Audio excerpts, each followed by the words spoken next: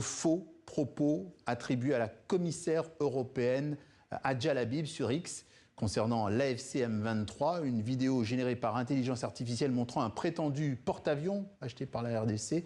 Deux infox parmi d'autres démontés, débunkés pour utiliser le terme technique par Balobaki Chek. Face à la désinformation, Balobaki mène un travail minutieux, vérifié, démontré, expliqué. Et c'est ce que nous allons faire ce soir dans le choix de la rédaction. Bonsoir Ange Kassango. Bonsoir. Vous êtes journaliste, fondatrice de ce site de vérification.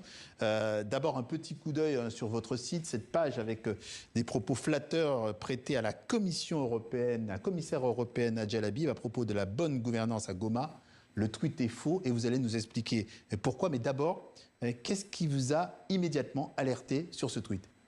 Merci beaucoup d'en parler au Journal Afrique. En fait, en tant que journaliste, d'abord, nous sommes accrochés et attentifs à l'actualité. C'est vrai que l'annonce de sa visite à Goma était prévue dans le cadre de sa mission humanitaire dans le Grand Lac. Cependant, pendant que la publication a été diffusée et largement relayée sur les réseaux sociaux, elle n'y était même pas encore. Donc, il y avait déjà la connaissance de l'actu. Premièrement, et deuxièmement, il y a le style aussi. On est en période de conflit, c'est le moment où les acteurs politiques et surtout les partenaires internationaux seront un peu avares aux compliments, surtout quand il s'agit d'une zone qui est entre les mains de la rébellion. Donc c'est un peu les deux éléments clés qui nous ont permis de douter de l'information et ensuite on a fait le travail de journaliste. Parce qu'effectivement au départ ce n'est pas très crédible. Concrètement, que pouvez-vous nous dire de cette méthode Balobaki Chek ? Alors la méthode, c'est la vérification de faits, le fact-checking. C'est partir des affirmations qui sont publiées sur les réseaux sociaux ou dans l'espace public, numérique, ou même à travers les radios, et ensuite éclairer l'opinion avec des preuves, avec des faits, pas du tout avec des commentaires. Donc c'est un peu un retour au style d'agence de presse, mais en y apportant des preuves à chaque fois. Donc recouper effectivement toutes les informations pour vraiment les mettre en évidence. Derrière ces intox liés à la FCM23, aux tensions régionales, est-ce que vous repérez des stratégies de manipulation plus larges ?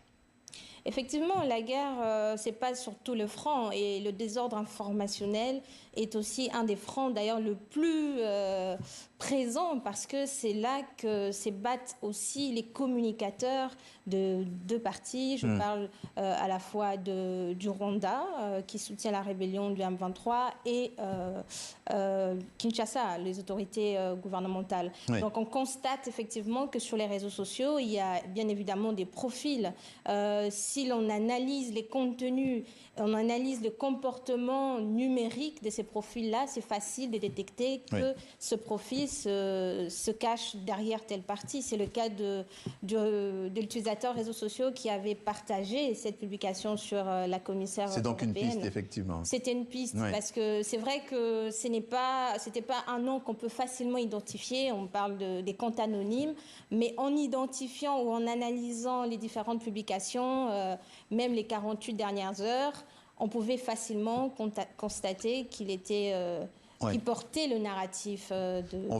On va accélérer quand même parce qu'il y a aussi des grosses difficultés maintenant qui sont liées à l'intelligence artificielle. On va regarder cette image. On voit le président Félix Tshisekedi à genoux, en tout cas quelqu'un qui lui ressemble.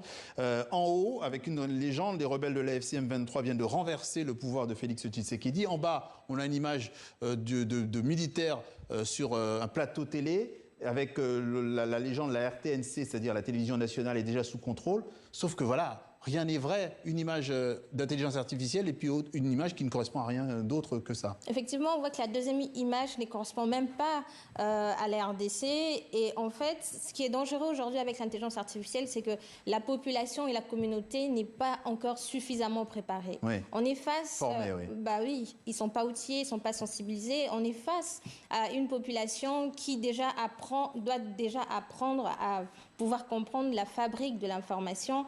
Et on est dans un pays où il y a 4 langues nationales, mais plus de 200 dialectes. Et donc l'information, plus elle tourne, plus elle devient difficile en fait à retrouver son authenticité.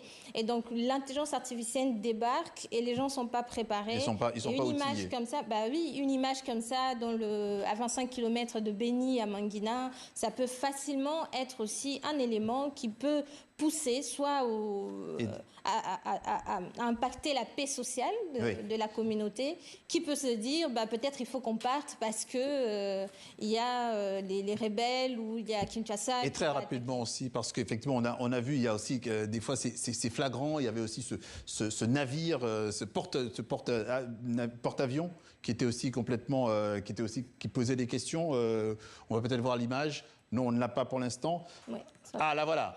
Cette image de porte-avions, ça aussi c'est quand même... Alors c'est un peu grotesque quand même, non? Oui.